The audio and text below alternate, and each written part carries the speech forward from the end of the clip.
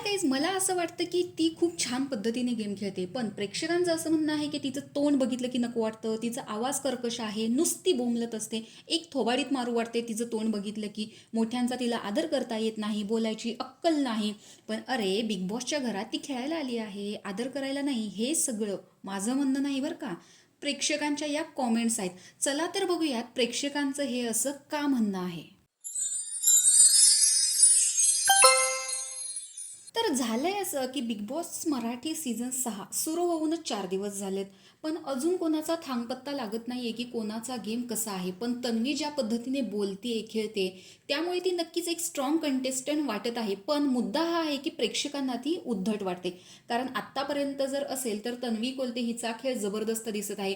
म्हणजे जे काही ती मुद्दे घेऊन बोलतेय त्याला तोड नाहीये. मग पहिला मुद्दा हा होता की ज्या वेळेस सोनाली सोनवणेने भांडी घासायला नकार दिला तेव्हा पण ती बरोबर बोलत होती, पण दीपाली सय्यदने तिथे डिफेंड केलं, कारण आलेल्या दिवशी असं प्रत्येकाला बोलता येत नाही. सगळ्यांनाच गोडी गोडी राहायचं असतं, एकमेकांशी हसून खेळून बोलायचं असतं. त्यामुळे तिथे तन्वी स्वतः वाईट दिसली याचा विचार सगळे करत असतात, पण तन्वीने सोनालीला तिची चूक दाखवून दिली.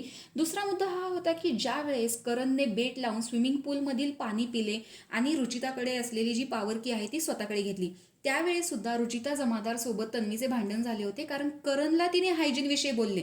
त्यावर फालतू वगैरे असलं काही नाही यावर रुचिता समजवताना तिचे सुद्धा तिच्याशी चांगलंच भांडण झालं.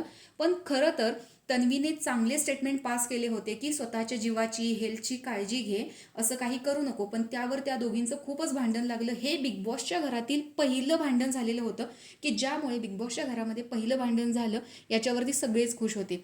तिसरी गोष्ट ही होती की कालचा जो कॅप्टन्सी टास्क झाला त्यामुळे मेंढी बनवायचे होते, त्यामध्ये सुद्धा तन्वीने खूप छान पद्धतीने गेम खेळला. ज्या प्रकारे ती स्वतःला वाचवून सगळे कापूस गोळा करून मेंढ्या बनवत होती, पण अनुश्रीने तिला बाद केलं. त्यामुळे पहिली कॅप्टन पदाची उमेदवारी मिळवून सुद्धा जे की तिला या सीझनमध्ये पहिली कॅप्टन बनायचा मान हवा होता, पण अनुश्रीला तिने खूप विनवण्या केल्या तरी सुद्धा अनुश्रीने तिची चोरीचा जो लांडगा होता ते काही पकडलं आणि स्वतःचा गेम दाखवून तिला बाद केलं. त्यामुळे अनुश्रीने तिथे खूप छान गेम खेळलेला होता.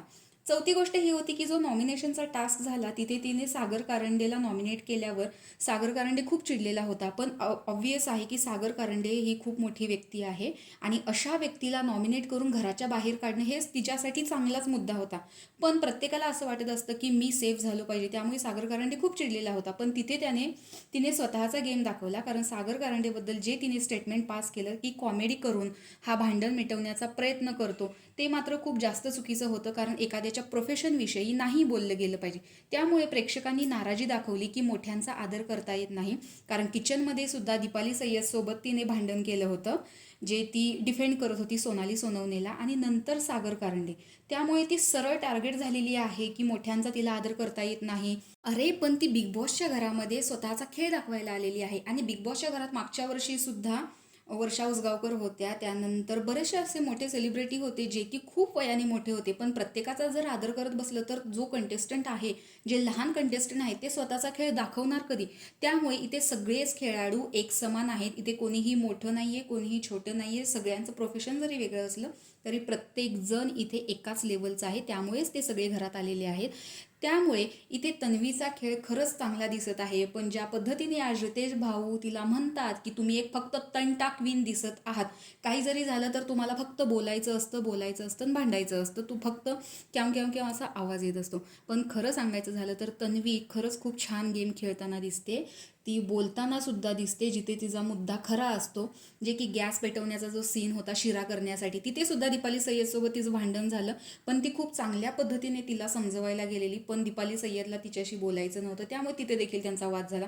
तर अशा प्रकारे मोठ्यांचा आदर करता येत नाही या एका गोष्टीवरून तन्वीला आता सगळेजण टार्गेट करताना दिसते. मी काही तन्वीची समर्थक नाही आहे, परंतु जे दिसतं, कारण हा गेम इमोशनली नाही आहे, हा गेम मेंटली आहे. त्यामुळे तुम्ही सुद्धा असाच विचार करा की हा मेंटली गेम आहे, प्रत्येकजण इथे जिंकण्यासाठी आलेला आहे.